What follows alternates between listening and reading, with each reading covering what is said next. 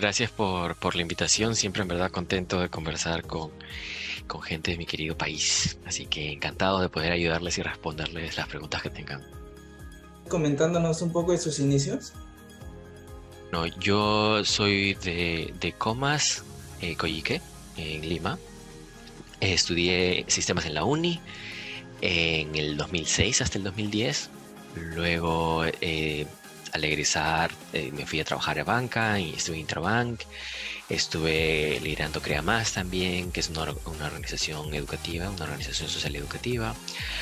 Em, Después regresé a Interbank a trabajar en banca nuevamente como gerente de innovación y luego me fui a Londres a estudiar una maestría en administración, un MBA. Y luego del MBA que entré a trabajar a Amazon. Hice internships aquí y allá, pero finalmente me quedé a tiempo completo en Amazon Londres, que es en donde estoy trabajando ahora. Eso es en bien resumidas cuentas, desde no solo en mis inicios, sino hasta donde estoy ahora. ¿Qué fue lo que te motivó a salir del Perú, no? ¿Ya tenías en mente desde antes salir a buscar un futuro en el exterior? Mm, en verdad no, porque hay un dicho que curiosamente me enseñó muchísimo a cómo ver el mundo, que es que solo sabemos, o perdón, que no sabemos lo que no sabemos, que suena medio algo obvio, pero que lo que quiere decir es de que no puedes trazarte una meta que no sabes siquiera que existe. Y en ese entonces, cuando yo estaba en comas o estaba postulando en la uni, yo tenía muy pocos referentes de gente que se había ido afuera. Claro, ustedes me conocen, saben de Karina Canales, saben de Roy Palacios. Ya yo estudié con Roy Palacios, yo estudié cuando Karina estaba en la universidad. Entonces no teníamos esos referentes de comparar y decir, wow, o se han ido, entonces yo también puedo. Entonces yo no tenía pensado irme en el extranjero. Fue cuando ya empecé a trabajar en que empecé a conocer a muchos otros peruanos que se fueron y que dije, esto en verdad es posible, ¿por qué no hacerlo? En mi caso fue un poco tarde porque yo ya había egresado de la universidad cuando recién me di cuenta que esa podía ser una posibilidad. Respecto a allá en Amazon en sí, ¿cuál fue el motivo de que usted decidió trabajar ahí? Es una pregunta bien interesante porque en verdad no solamente ustedes, sino me contacta gente de ahorita de todo el mundo y me hace la misma pregunta. ¿Por qué has decidido trabajar en Amazon? Siempre quisiste trabajar en Amazon. Te apasionaba, es como naciste y dijiste Amazon. En verdad la respuesta es no. Digamos, yo terminé de estudiar la maestría y dije, quiero trabajar en una de las empresas más grandes del mundo porque en las empresas más grandes del mundo está la gente, en mi opinión, más talentosa y están los procesos más difíciles de ingresar.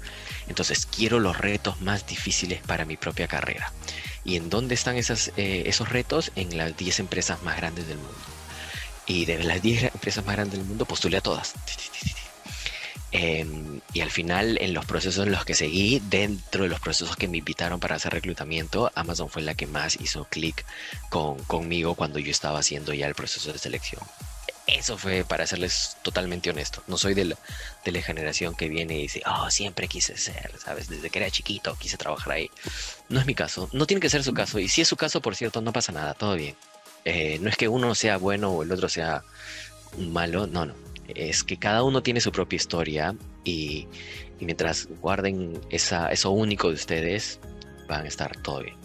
¿Cuáles de los requisitos para postular a Amazon fueron o consideraste los más difíciles? Pero yo creo que el primero, que ni siquiera dice en la postulación porque es casi obvio, es que tienes que ser fluido en inglés. Amazon como Apple, como Facebook, como Google, todos son empresas internacionales en donde se habla única y exclusivamente en inglés. Entonces el inglés tiene que ser fluido, fluido. Ni siquiera avanzado, porque el fluido es el nivel que está ya aún avanzado en el que dominas plenamente el idioma. Ese para mí fue uno de los requisitos más difíciles porque yo viniendo a un colegio público, yendo a una universidad pública, no estaba en las mismas condiciones en las que algunos de ustedes tal vez hayan tenido la suerte de ahí aprender el idioma desde pequeños, o en la universidad, o en el colegio, qué sé yo. No era mi caso. Entonces para mí ese fue el más difícil. El segundo es que estaba compitiendo con mucha gente que venía preparándose para esa posición durante años. Y creo que no entender en el que si estás compitiendo a nivel global, es que ahora que ha pasado el mundial justo ante Argentina y Francia, ¿no? Si estás jugando en el Mundial, tienes que prepararte al nivel de exigencia mundial. Y creo que eso fue uno de los, digamos, requisitos que tuve que cubrir las brechas en cómo encontrar esas capacidades que son valoradas a nivel mundial para implementarlas y presentarlas en mi CV. ¿Cuál fue la parte más difícil que usted considera? Curiosamente, el nerviosismo no fue la parte más difícil porque cuando estás compitiendo a nivel mundial, la gente que llega a ser invitada es gente que tiene mucha confianza en sí misma. Entonces proyecta pocas veces nerviosismo. Y eso quiere decir que has estado trabajando mucho tiempo atrás para que controles tus nervios. Porque mira, si me preguntas ahora, podría decir ahora mismo, mira, estamos con 45 personas, me siento un poco nervioso. Sí, seguramente que sí, pero ya llegas a un punto en el que dominas esos nervios que ya se vuelve algo parte del día a día. Entonces no eran los nervios. Lo que era más difícil era poder articular los logros que habías tenido en el pasado de tal manera en que tu propuesta de valor sea mucho más fuerte que los otros candidatos. Y eso es lo más difícil porque no controlas, tu pasado no lo controlas. Cuando estás en la entrevista, cuentas toda tu vida prácticamente de los últimos 4 años y no interesa lo que hiciste mucho antes, pero siempre vas a contar en el CV, en una entrevista, los últimos 4 años. Entonces esa era la parte más difícil. ¿Cómo estoy seguro de elegir las historias más fuertes de los últimos 4 años? Y eso, de hecho, hasta por ahí les recomendaría que siempre estén pensando en que lo que están haciendo ahora les va a servir. Y es mejor hacer algo con mucho valor ahora para tener siempre una historia que contar en 3-4 años. ¿Cuáles consideras tú que son las principales o fueron las principales habilidades que te ayudó a lograr tu puesto actual dentro de Amazon? Yo creo que la principal es la capacidad para formular propuestas en base a datos, de tal forma de que siempre puedas expresar un problema o un mensaje en base a números. He encontrado este problema, el tanto por ciento del problema viene de esta causa principal, el otro por ciento viene de esta otra causa principal y finalmente tengo estas 3 causas principales. Cuando puedes enunciar tu problema basado en data, puedes comunicar mucho mejor en qué nos deberíamos enfocar. Entonces dices, como tengo estas 3 principales causas y esta es la data que me dice que son las principales causas, viene la siguiente habilidad, que es para resolver este problema, estas causas, estoy proponiendo A, B y C. En tal fecha, yo haciendo tal, voy a conseguir ese resultado. Comunicas tu problema, comunicas el resultado y comunicas que tú lo vas a resolver. Y ahora viene la tercera habilidad, la capacidad para que aquello que acabas de comunicar lo puedas ejecutar. Entonces viene por la planificación a través de la data, viene por la estructuración del problema y encontrar las soluciones, pero sobre todo en que Amazon le decimos mucho del delivery results, que tienes que entregar resultados. Si que no puedes entregar resultados, te quedas en el planeamiento, en la parte bonita, estás hablando de política. Y todo bien con la política, pero si no cambias una particular, el escenario de la problemática, no vas a terminar aportando valor a la organización. Entonces, esas 3 habilidades, características, parecen simples, parecen comunes. Muchos de ustedes pueden decir, ay, pero eso es súper sencillo y yo puedo hacerlo. No tienen la menor idea de cuán difícil es hacerlo a un nivel elite.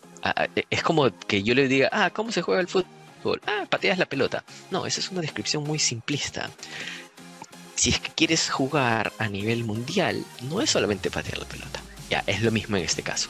Esa es la estructura, pero el que también ejecutas este proceso que les acabo de describir, genera una ¿cómo se dice en español esto? Una ventaja competitiva muy fuerte de ustedes sobre los demás.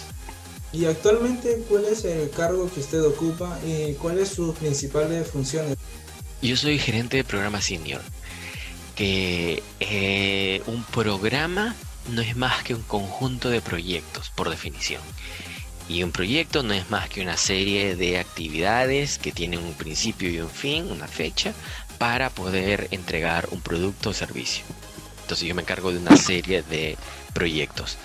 Los proyectos que yo tengo son principalmente, los proyectos a cargo son principalmente de expansión de Amazon Prime en Europa. Entonces yo me encargo del tema de estrategia y expansión en Europa.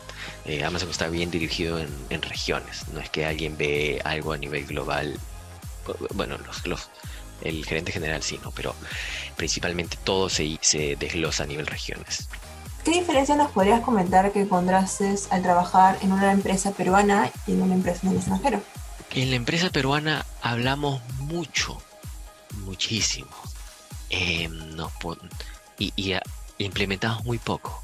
Nos pasamos en el análisis, en la discusión, en la charla, que si la timidez, que si estoy expresando bien, que si soy líder, no líder. En Amazon, digamos, eso se da por sentado. Si en Amazon en principio no entrarías. Si es que estás en la duda, en que si soy capaz, no soy capaz, no, va a ser muy difícil que encuentres gente que está dubitativa en cómo expresar algo.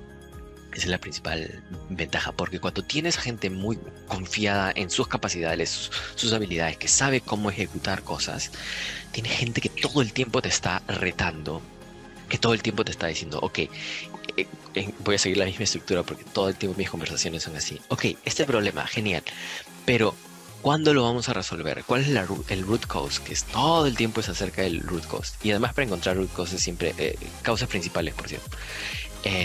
Siempre tenemos la regla de los 5 porqués. Entonces todo el tiempo estamos, ¿y por qué? ¿Y por qué pasa el problema? ¿Y por qué pasa ese problema? ¿Y por qué? Hasta encontrar la causa real. Y una vez que se encuentra la causa real, hay una obsesión por encontrar la causa real del problema. Y es ok, ¿cuándo podemos resolver este problema lo antes posible? Eso es otra de las principales diferencias en Perú. En Perú estamos en que los nombres, la certificación, que si fue a tal universidad, a tal otra. Hace poco escribí en LinkedIn que hace mucho que no escucho de certificaciones en mi carrera profesional, de qué carrera, de qué universidad. No, acá el que pueda resolver un problema va a ser la persona que va a ser escuchada. Eso en Perú no funciona. En Perú hay mucho de qué colegio vienes, de qué universidad vienes. Vamos a conversar y te pasas la mayor parte del tiempo improductivamente. En algunas empresas, no en todas. Entonces hay mucho bias for action, que es este sesgo hacia la acción, que es muy diferenciado de lo que he visto en Perú. Entonces se avanzan a ritmos muy diferentes, mucho más rápido. Lo que también no es para todos. Hay gente que prefiere un ritmo más lento y todo bien. A mí me gusta estar todo el tiempo así como a 30.000 kilómetros por hora. Y dame otro reto, y dame otro reto. ¿Y cómo lo resuelvo? ¿Y cómo lo hacemos? ¿Y cómo lo lanzamos? ¿Cuándo lo escalamos? Esas son principalmente las diferencias que he visto. Los problemas son los mismos. En verdad, los problemas que hay en Perú y los problemas que hay afuera en verdad son muy parecidos. La forma en cómo se resuelven sí son diferentes. ¿Cuál es el perfil que debe tener un estudiante para poder trabajar en esta empresa? Si es que para hacer un deep dive o un análisis profundo de alguna problemática, necesitas tener herramientas o skills o un pensamiento analítico de buscar cuál es la causa numérica. Entonces eso es uno de ellos. Lo otro que necesitas es siempre estar pensando esto que se llama en el think big, estar pensando en grande. Este problema es el que quiero resolver, pero ¿a qué me impacta realmente? ¿Qué problema es otra de las conversaciones que todo el tiempo tenemos en más? ¿Por qué estás queriendo resolver ese problema en particular y no otro? ¿Cuál es el impacto más grande? Siempre estar abriendo los ojos de en dónde estás parado. Luego tenemos lo que les decía hace un momento, el bias for action, el delivery results, que siempre estás enfocado a resolver, estás interesado en resolver ese problema y entregar el resultado lo más rápido y eficiente y productivo, triple A del mundo. Y lo otro, pero no menos importante y que muchas veces empieza por ahí, es que tienes que tener este customer obsession, esta obsesión hacia el cliente, porque tú puedes resolver muchos problemas en una organización, pero hay algunos problemas que le van a resolver la vida o le van a mejorar la vida de los clientes, y hay otros problemas que van a ayudar a ser más eficientes internamente, pero no van a resolver, no le va a agregar nada de valor a los clientes, o muy poquitito. Entonces se prioriza mucho en Amazon los problemas que abordan y le mejoran mucho la vida a los clientes, en vez que problemas solo que generan reducción de tiempo o problemas de optimización. Son bien, es como puedes tenerlo como side project, pero no vas a llegar a sobresalir si es que no tienes esta obsesión por el cliente. ¿Cuáles fueron sus primeras etapas de liderazgo? Desde antes que empieza a mover gente, ¿verdad? Creo que para empezar a mover gente, primero tienes que ser parte de un grupo. No empiezas liderando gente porque si no, ¿de dónde aprendes? Se aprende probando, por cierto, pero se aprende viendo, imitando, tratando una vez que lo imitas y te dices, no, así no era la forma. Entonces pruebas una forma diferente. Pero aprendemos mucho por interacción, por acción. Entonces yo primero fui parte de grupos, fui parte del núcleo, fui parte del tercio, fui parte del centro, fui parte del CETIC. Después empecé a liderar organizaciones, lideré el Congreso Nacional de Estudiantes de Sistemas, fui presidente del Centro de Estudiantes. Luego que empecé a trabajar igual, empecé a ser parte de grupos, pero finalmente terminé liderando CreaMás, siendo el director general también. Entonces, creo que mi oportunidad todo el tiempo ha estado más en el cómo me rodeo, o creo que es otra de las cosas que me mueven mucho. Yo prefiero estar ahora, ya no estoy tan interesado en liderar grupos, sino en cómo soy parte de grupos en los que aprendo más, en donde yo soy el que siente que tiene más que aprender que los demás, y para eso tienes que encontrar gente que te puede aportar muchísimo, que sea muy diferente a ti, que venga de otros backgrounds, que venga de otros países, que venga de otras carreras, de otros distritos. Entonces, por ahí es más bien que yo lo llevaría. Ya no hace mucho que he dejado el rol de pensar o darle tanto estrés a la palabra liderazgo. No es que ahora la ninguna en verdad, me parece el liderazgo siempre es relevante, pero mi manera en cómo estoy aprendiendo las cosas o cómo estoy enfocando mi vida viene más desde el lado del aprendizaje. Entiendo. Y disculpe, volviendo a un tema, a lo de Amazon, para ingresar a esa empresa, ¿fue necesario cursar algún curso en ese país o no lo ve necesario? ¿Fue como un requisito? No es un requisito, pero sí te ayuda mucho. ¿Por qué te ayuda mucho? Porque es como si es que alguien quisiera, no sé, yo sé que al menos la mitad de los que están asistentes acá son de la uni. Es como que alguien que quisiera discutir de matemáticas con ustedes y no han llevado las clases de matemáticas o no les gustaba matemáticas cuando estaban en el colegio. Entonces, esa conversación va a ser difícil de sobrellevar, a menos que la conversación sea acerca de principios matemáticos o cosas súper básicas.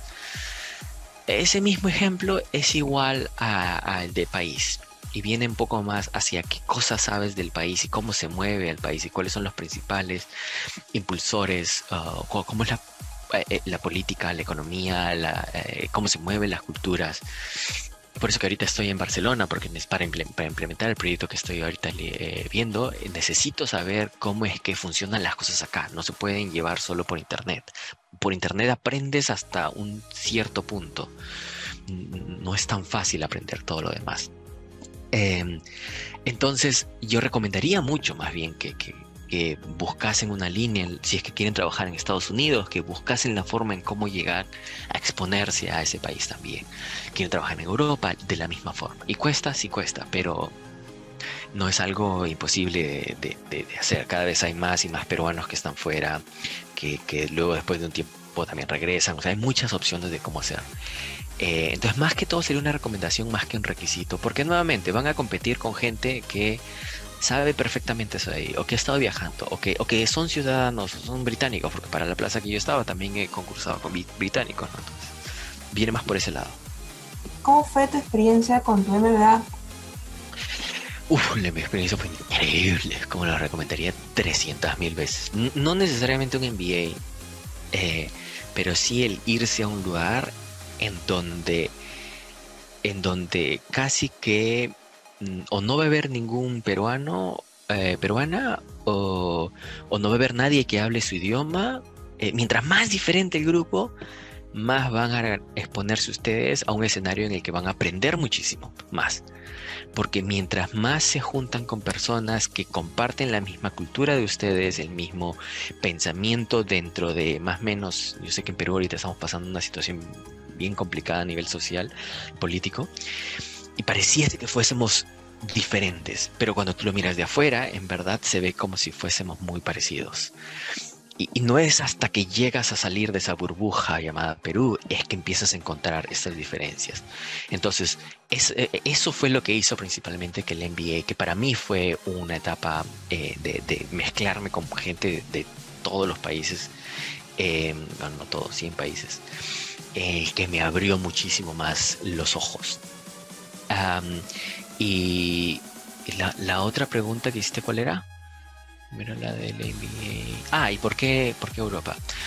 La otra de por qué Europa nuevamente siguió la misma línea, porque yo tenía en mi cabeza mucho antes, porque tú puedes decidir estudiar una maestría especializada o después irte por el lado académico, investigación o entrepreneurship, y yo evalué esas cosas y dije, no, yo quiero trabajar en corporación. Ese es mi camino, no tengo nada en contra de las otras, pero ese es el camino que yo quiero seguir.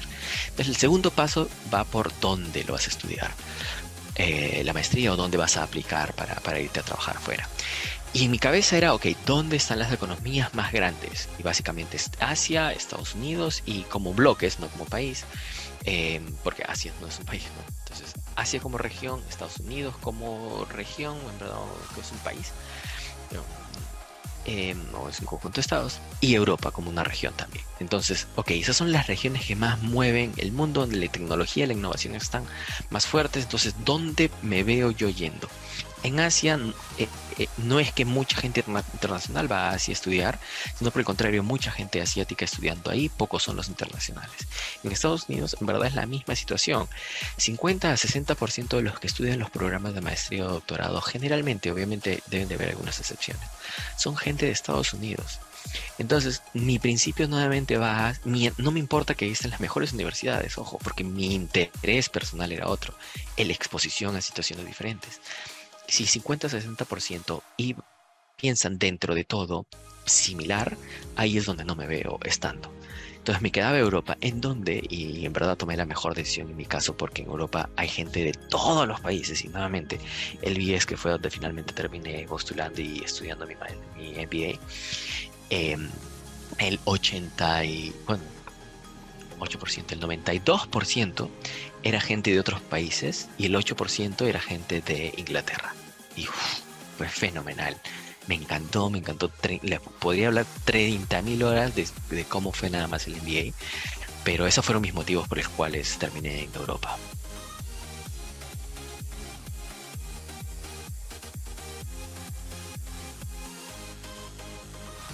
Yo creo que esa pregunta es un ejercicio que te ayuda a definir cuáles van a ser tus siguientes 2-3 pasos, pero hay una alta probabilidad que no vaya a ser lo que termines haciendo.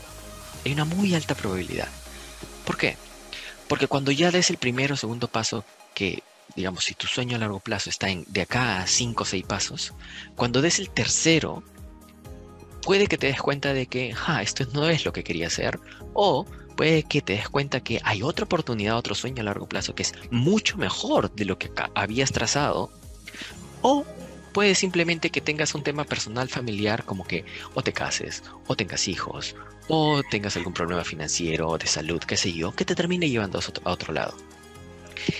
¿Eso qué quiere decir? Cuando ya entendí, por cierto, eso, personalmente, por cierto, ustedes podrían disagregar, de estar en desacuerdo, es que dije, ok, si es que es muy probable que no termine ahí, eso no quiere decir de que vale la pena. No voy a tener un plan a largo plazo.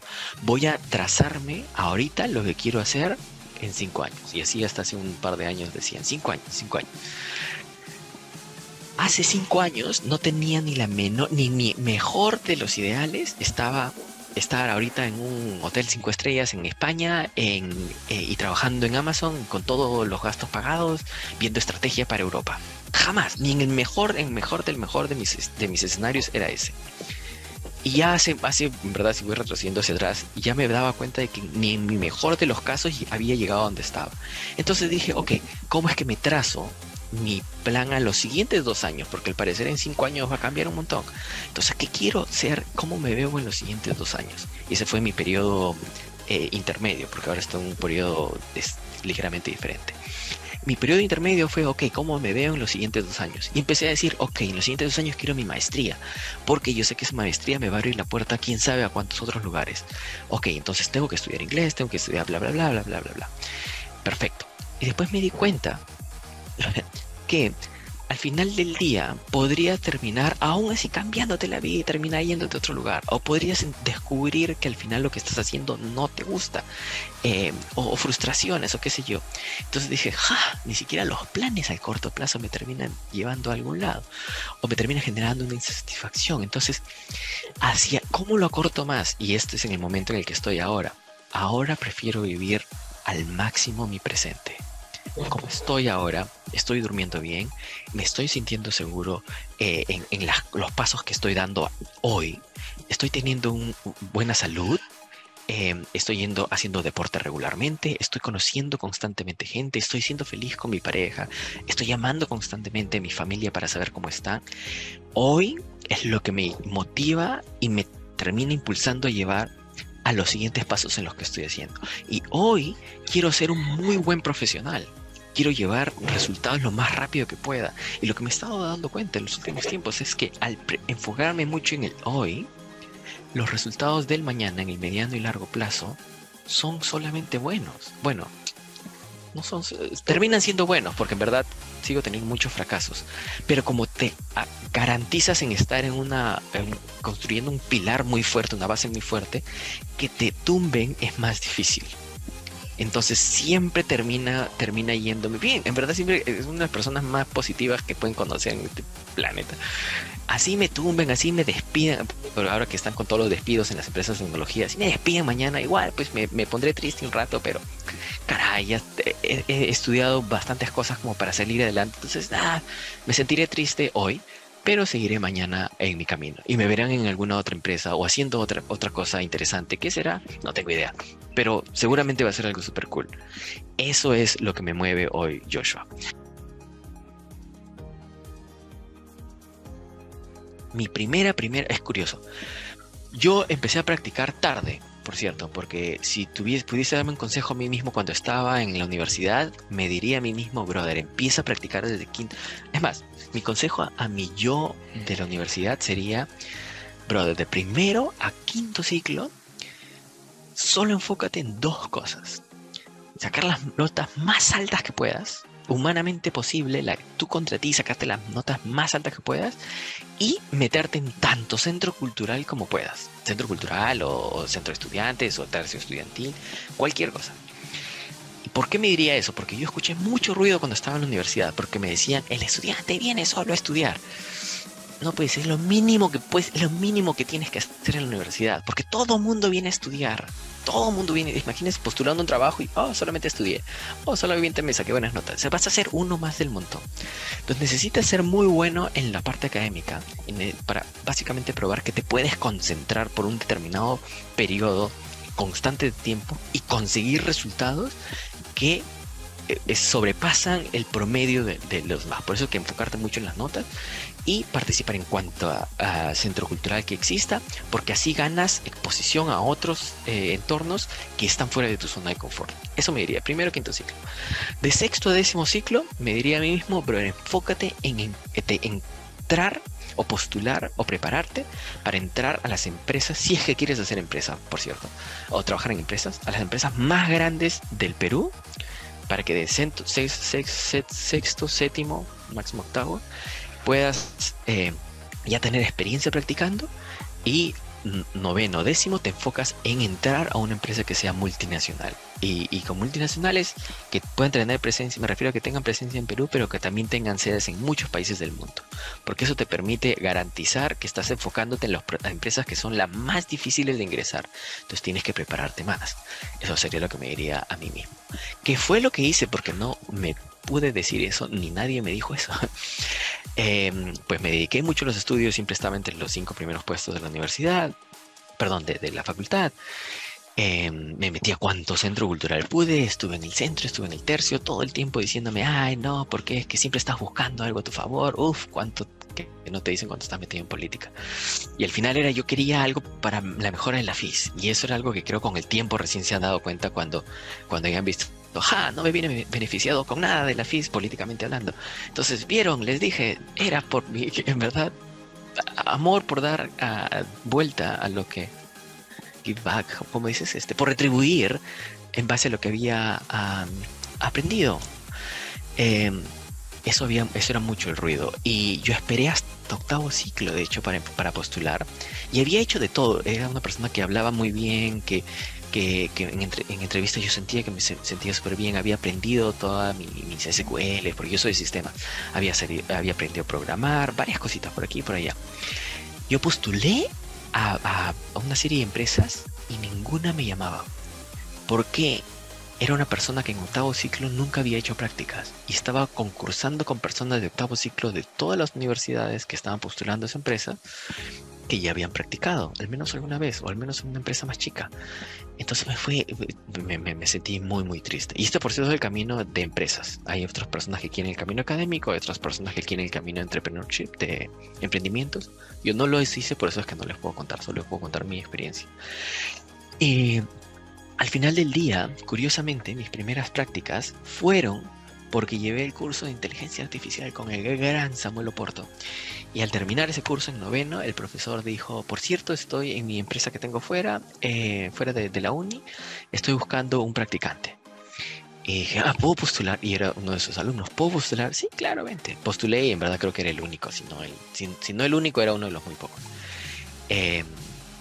Y mis primeras prácticas, que por cierto muy poca gente lo sabe porque fue hace tanto tiempo que ya ni siquiera entré en el espacio en el CV para agregarlo, pero antes lo agregaba porque era mi única experiencia, fue en una empresa en la que éramos 4 personas con Samuel Oporto. 4 personas de las cuales él y una persona más eran los únicos senior y éramos 2 practicantes, chiquititita. Pero dije, brother, no importa, así el ego me esté todo por los suelos, no importa, aquí estoy para aprender y aprendo al máximo. Estuve 3 meses ahí y le di todo lo que pude a eso de ahí, todo lo que pude de mi esfuerzo, de mis conocimientos, aprendí tanto como pude y me moví a Telefónica, que fueron mis primeras empresas fuera de esta consultora chica. Y después de eso, en verdad, ya se fue más arriba. Cada vez que entran o targetean a una empresa grande, las puertas se abren mucho más rápido. Mucho, mucho más rápido. Pero necesitan entrar en la práctica de estar en el mundo de corporate. Lo mismo, en verdad, similar pasa en el mundo académico, similar pasa en el mundo de emprendimientos.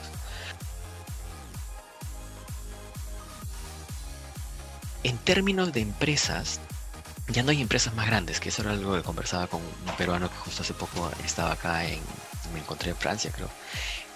Me decía, ¿pero qué vas a hacer ahora? Ya no hay empresas más grandes. Y le decía, sí, pero siempre se puede seguir creciendo, ¿no? Entonces, no soy el gerente general de Amazon, entonces siempre puedo seguir ascendiendo y buscando nuevos roles. Entonces, así es como veo mi trayecto en los siguientes años. Creo que ya estoy en una situación de relativa estabilidad, no laboral, porque en verdad siempre soy empleado al final del día, o trabajador, como le quieran llamar. Entonces en cualquier momento me pueden despedir por recorte personal, qué sé yo. Pero tengo capacidades, o considero que tengo capacidades y habilidades que me pueden dejar parado en diferentes escenarios. Así, y terminar aprendiendo más habilidades para que eso sea más fuerte. Esos son mis retos principales a nivel laboral. Entonces, como se dan cuenta, no está linkeado a Amazon como creería que no debería de ser. No debería estar linkeado a una marca, porque la marca siempre puede desaparecer al final del día, o te pueden desaparecer. Usé herramientas online, todas las que pueden existir con el internet. Algunas me funcionaron un poquito, terminé llevando intermedio relativamente bien, porque después pagué para el IMNA y me pasaron directamente en el examen de selección a intermedio 6, qué sé yo. Terminé el avanzado y después empecé a interactuar con gente de otros países que hay en Miraflores, en San Isidro, estos bares grupos en Facebook, bueno, no sé si hay aún, pero habían grupos en Facebook donde venían turistas, entonces tú podías hablar y me di cuenta que no les entendía casi nada. Entonces hablar en avanzado no te garantiza de que sabes inglés. Entonces lo que hice fue, ok, necesito hablar inglés y no encuentro cómo hacerlo de una manera relativamente barata. Entonces, sencillo, me enfoco en seguir avanzando y ganando salarialmente cada vez más para empezar a pagar tutores. Y lo que terminé haciendo fue eso, o sea, destinar dinero de mi salario para seguir aprendiendo y tenía un profesor que vivía en Boston y teníamos llamadas y él me ayudaba mucho en practicar, en corregir, en mejorar mi gramática. Después me metí a escuchar audiobooks. Escuchaba 30 minutos todos los días, así cristianamente, audiobooks. Me ponía a leer libros, que leía 2 libros al mes. Ahora de hecho le he bajado un libro al mes porque estoy como a full con la chamba. Entonces el inglés solo lo aprendes o lo mejoras con exposición al lenguaje. Entonces mientras más te expongas al lenguaje, mejor te va. Pero esta es una de las preguntas que a mí me gusta mucho porque se nota cuando alguien hace una pregunta habiéndose preparado. En Amazon no puedes entrar a una reunión sin haberte preparado antes. Las preguntas van por he leído en el documento acá que has subido, he leído el reporte tal que has subido, he leído en... Todo empieza por he leído en tal y po, o he escuchado al cliente tal y po. Esas son las mejores preguntas cuando vienen preparados y en este caso, claro, estas reuniones de coordinación, estas reuniones de informes. Mira, tenemos reuniones, las reuniones de informes no se llaman ni reuniones de informes, tenemos diferentes nombres, pero bueno, lo que más se parece a reuniones de informes son reuniones de informes semanales de cómo es que está funcionando el determinado proyecto u operación o producto, dependiendo de lo que estés manejando, o si está en tecnología, el software que se está desarrollando. Y siempre va en métricas de lo que se quiere conseguir, el resultado, el target que se quiere conseguir. Y algunas veces tienes una métrica, otra vez tienes 5 métricas, otra vez tienes 10 métricas. Entonces, si es que las métricas o el resultado está bien alineado a las métricas establecidas para esa semana, las reuniones pueden durar 5 o 10 minutos, porque están perfecto, estamos súper alineados. Les voy a dar, que es lo que se dice, let me give you 10 minutes back, 20 minutes back, que es si es que la reunión es de 30 minutos, te devuelvo 20 minutos, 25, porque no hay mucho que discutir. Pero si es que no, ahí no importa la verticalidad en Amazon, porque al final del día, cualquier persona está súper entitled, como empoderada a hacer la pregunta, así sea la persona que está al frente, un VP, un gerente de senior, un gerente junior, un jefe, un analista, no importa. Y es algo que me encanta un montón porque algo que hace Amazon también es que te muestra, tiene una web interna en el que te muestra qué nivel estás tú. Practicante, el que recién empieza en Amazon tienes nivel 1, nivel 2, nivel 3. En mi caso yo soy nivel 6. El gerente general el nivel 12. Tenemos y algunas veces veo gente de nivel 2 refutando nivel 9 o 10 y es como, me encanta estar en un lugar en donde no hay estos aspectos de superioridad o inferioridad por la experiencia que tienen. Por accidente, porque al final del día el nombre de moda ahorita es Program Manager, como el nombre de moda en producto es Product Manager. Y el nombre de los que desarrollan software, de los que desarrollan que así como los nombres de moda en tecnología son los Scrum Master, son los Agile Coach, todas estas cosas son cosas de moda. Al final del día el rol, lo que terminas haciendo y el rol que te ponen encima es lo de menos. Yo no elegí ser Program Manager, fue lo que me gusta resolver problemas que tengan inicio, fin, y soy muy bueno ejecutando eso de ahí. Y estos productos o servicios que creo resuelven un problema particular que he definido y que pedí un presupuesto. Entonces ese proceso me encanta.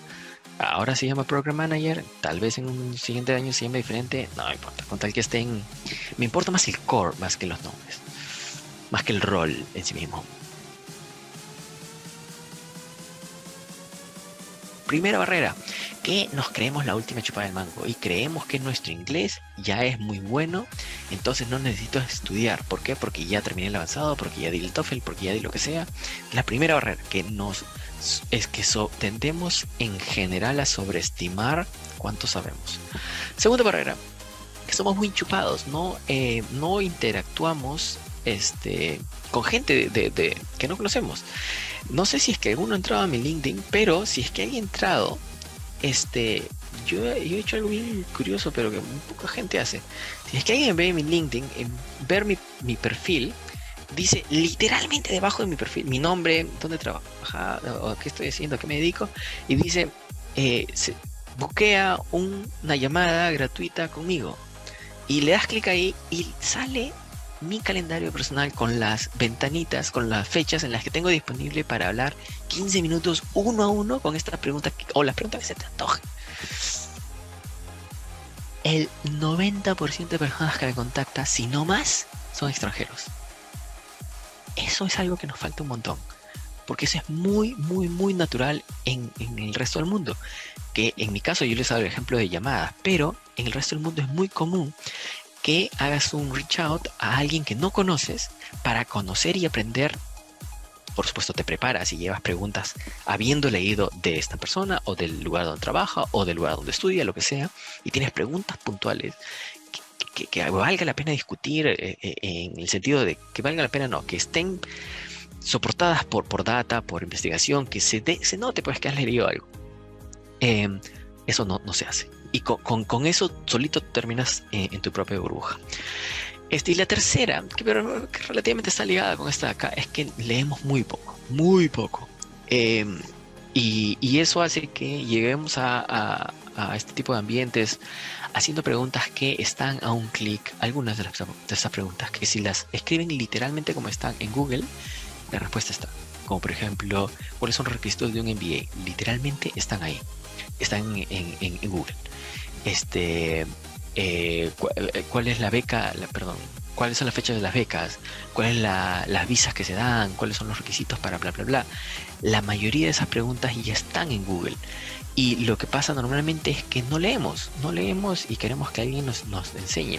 Eso es algo que en Amazon, por ejemplo, no pasa y también es diferente porque leemos tanto, pero tanto, porque todas las reuniones, literalmente todas las reuniones, se empieza por un read until, tarará.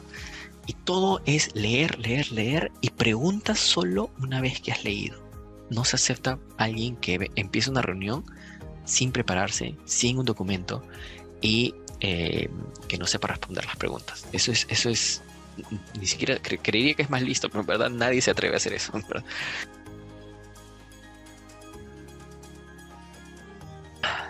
A la FIS pareciese que hubiesen llegado haber llegado a la cúspide de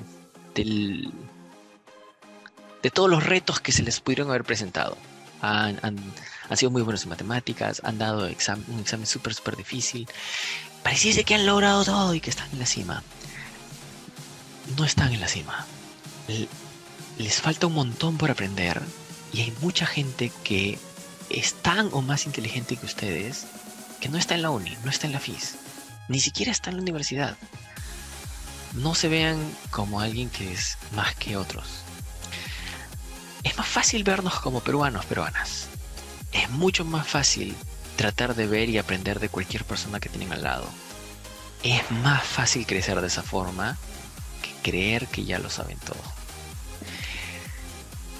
Y segundo, aun cuando crean que no lo saben todo y que la universidad se ha venido a estudiar, son mucho más que solo académico. Tienen familia, tienen amigos, tienen salud. Muchas veces dejamos de lado ello.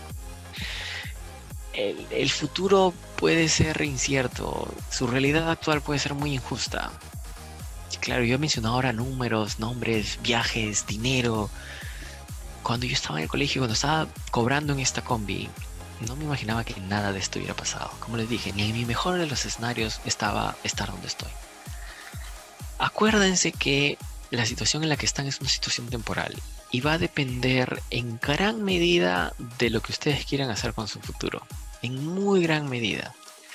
Porque si bien la situación alrededor va a ser bien adversa, muchas veces, y van a sufrir algunas veces hasta de discriminación, ya sea por de dónde vienen, o por el cómo hablan, o por el cómo se ven. cosa de remar y seguir y hacer oídos sordos a las críticas o a la... No, más que las críticas se van a escucharlas. A la mala onda. Sigan para adelante. Llenen ese espacio que su familia quiere o espera de ustedes, con alegría, con buenas noticias, con buenos resultados. Enorgullezcan al resto que los rodea. Que sea algo normal, que cuando yo tengo mucha gente que me conecte, que se contacta conmigo y me dice qué orgullo, que eres para el Perú y lo que sea,